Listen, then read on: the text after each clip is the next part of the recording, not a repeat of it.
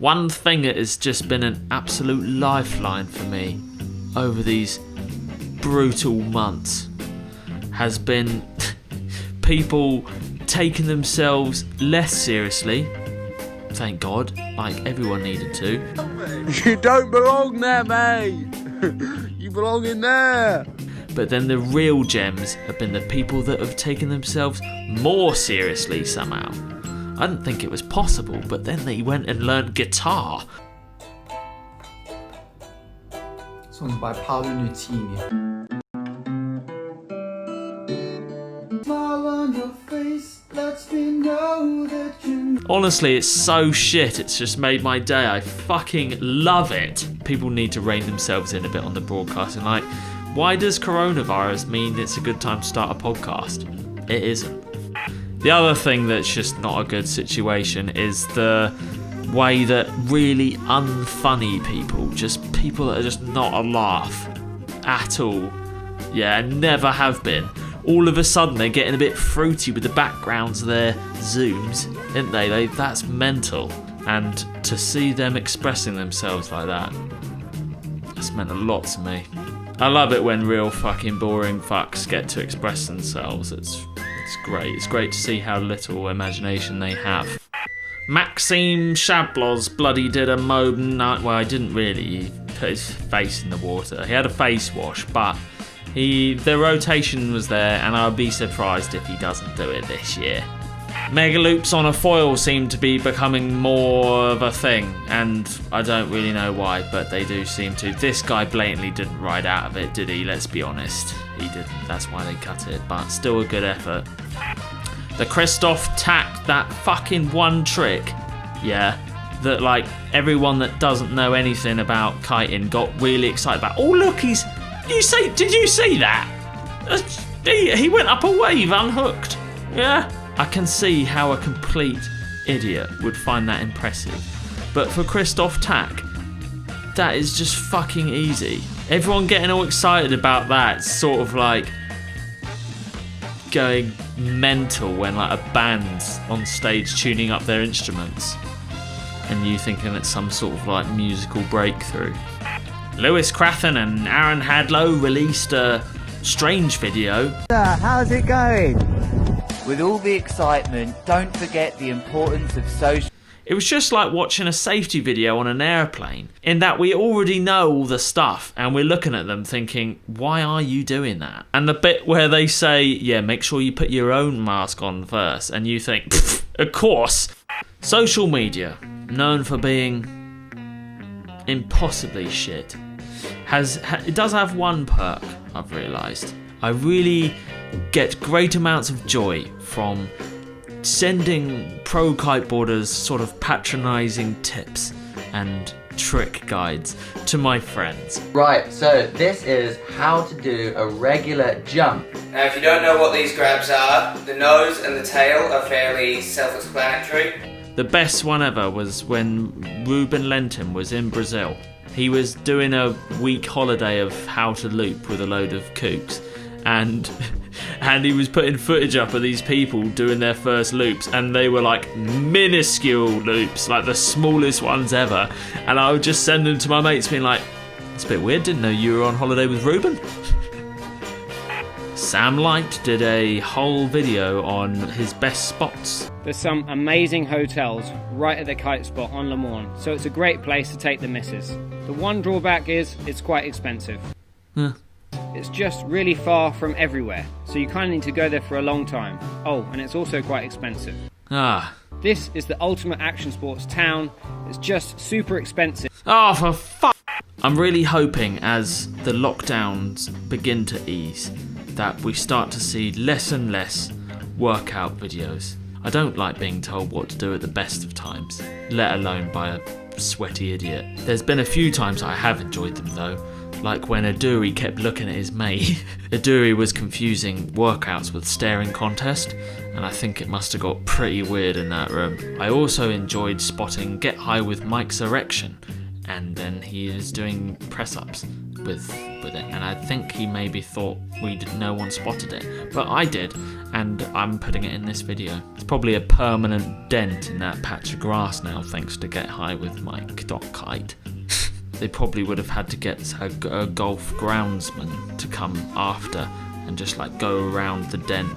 We're here today to talk about divots and proper divot repair. We have a divot here that somebody took probably a week, 10 days ago.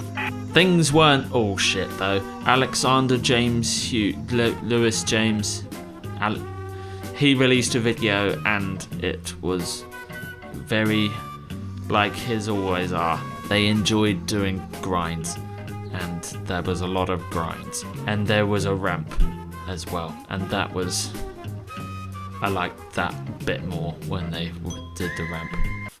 Death of Park made me realise that 17 minutes is actually not a very long amount of time. Like, it just sort of flew by. I'd barely even finished my toast because I was like... The women's part at the start is actually sick. Like, they really set the tone for the whole thing, despite all the weird colours and that. It is a little bit kind of like doing stuff in order to stand out, rather than doing it because it makes sense to do that. I'm really thinking that Ewan should maybe consider a career, post-kiteboarding career obviously, as a midwife, because he's obviously pretty mint at tearing things a new arsehole. God, he's left the Gorge in tatters. Poor Gorge, it's gonna need someone to sew it back up again. What makes the video not boring is how it's shot and edited by someone that obviously really cares about it. This is not a product video, this is like a passion project. The whole thing is full of the sort of clips that you only would get if you filmed pretty much everything over the course of a very long time. There are so many bangers in it, I thought I could have been at a barbecue. One thing I did think was funny though was how Alex has edited himself into it quite a lot. Like, there's quite a lot of shots of him just like looking at the camera. And when I'm watching these, I always like to imagine what they would have looked like whilst editing it. Like, he must have been putting in the shots of himself going, that's a good one, or that's a lovely one, that one. And then just when you thought Death of Park couldn't get much better, Noe and Aaron come on. I know, what an absolute treat. And then some bloke called Bradon Shide.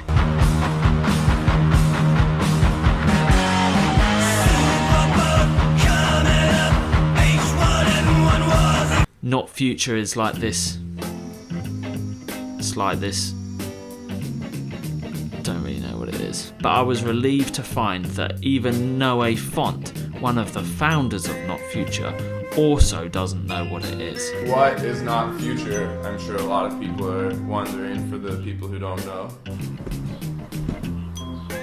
Well, it's funny, yeah. I still haven't figured out what to say when people ask. The idea is to make it a place where, and ultimately, where recently, like, all the Kite Park content's been, like, you know.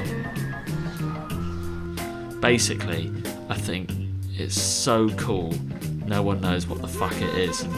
So, it has come to an end. 2020, Cape Town, South Africa.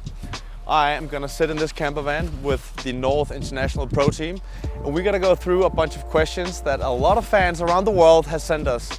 We're gonna talk about King of the Air, we're gonna talk about crashes, tricks, and everything that kiteboarding contains. Come, let's say hi to the team. The recession's obviously hit them bloody hard. They've all had to chip in on a caravan to live in. I love that they would all have been sat in the caravan thing, watching Nick do the intro.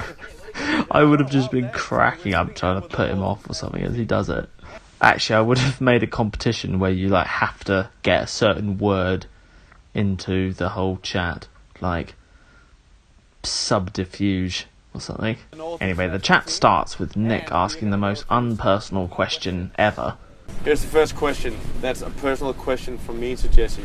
Jesse, how does it feel Red Bull King of the Air 2020. How does that feel? I thought that would have been quite a good opportunity to ask Jesse, or everyone actually in there, how to avoid jock itch. Because, I mean, they spend a lot of time in wetsuits and I bet they've got pretty yeasty crotches. After revelling for months in the success of my King of the Air review video, I went back to have a look at how many thousands of views it got. And I realised that this fucking video got more somehow. And then I looked a bit closer and realised that Universe Kite must have just been given that by Red Bull as like a media package. They would have been like, okay, here's the action riding, here's the intro riding, okay, here's the... Like, it's broken up into segments so that like an actual like a media organisation could cut it up and put it together into something half decent. Yeah, Universe Kite didn't bother with that, they just put it straight up. Universe Kite really know how to work smart, not long. Is that how that thing goes? Duotone released this video called Out of the Box. I thought it was going to be an unboxing video of all the kites, so I was really not excited for it.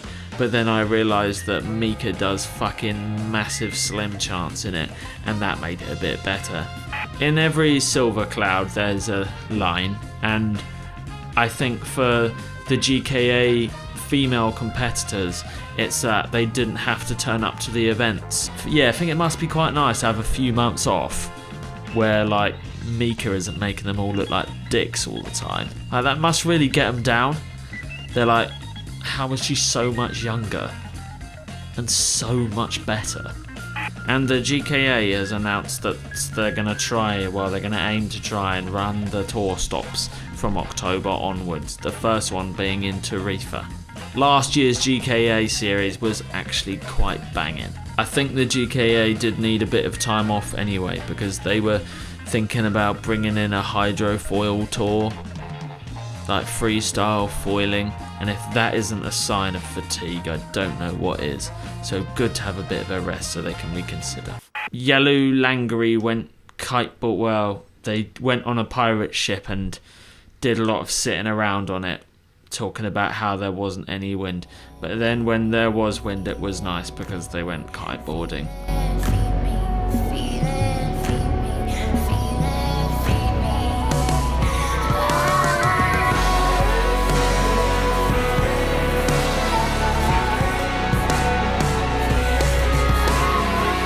I've been trying to read this in the evenings recently to try and get my head around how to make good stories so my kite videos aren't as shit going forward.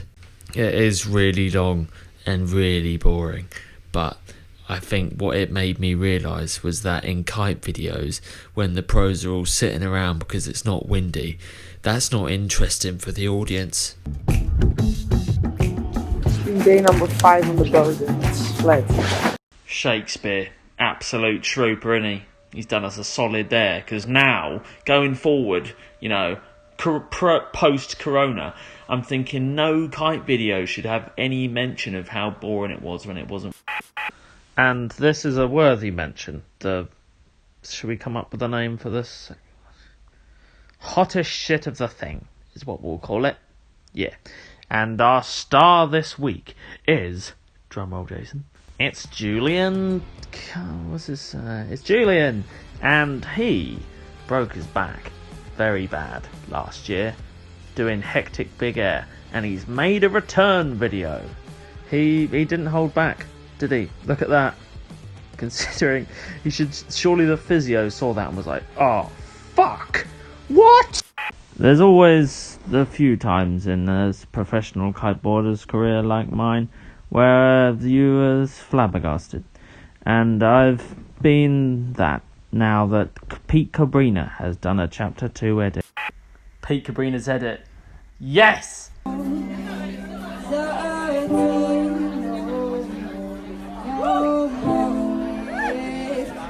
What is this music? Oh, for fuck's sake.